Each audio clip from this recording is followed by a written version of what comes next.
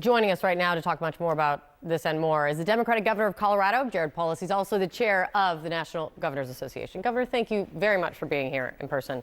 I was just looking this morning, according to the Office of the U.S. Trade Rep, Colorado was the third largest state exporter of goods in 2024, also a huge customer of Canadian oil. How are the tariffs impacting your state already? So yeah, our number one and number two trading partners are Canada and Mexico. Our biggest export is ag and beef, Canada and Mexico, right? So this is devastating. I mean, the nefarious thing about tariffs, of course, you know, for consumer products, you're buying groceries, the price goes up, but it's a lot worse than that. It also means that our manufacturing, which has supply chains that integrate raw materials from Canada, Mexico, other countries, that manufacturing is likely to move overseas if we can't continue the strong hemispheric free trade that we have with Mexico and Canada. So it's pretty darn bad.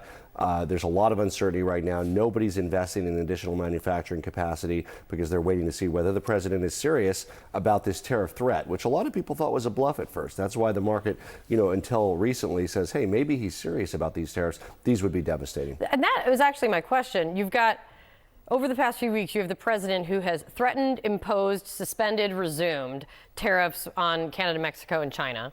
Is it the tariff that is worse for most impactful in a negative way for your state, or is it the uncertainty that it's created, the way they've gone about it? It's really both, right? Here's why tariff is so nefarious, right? When you talk about like a corporate income tax rate, that's only on the income a company makes. You pay the tariff even if your company isn't making money, or let's say your company is making a little money, you could be launched over into the losing money category because you're paying your tariff. Think like it's more like your property tax than your income tax, right?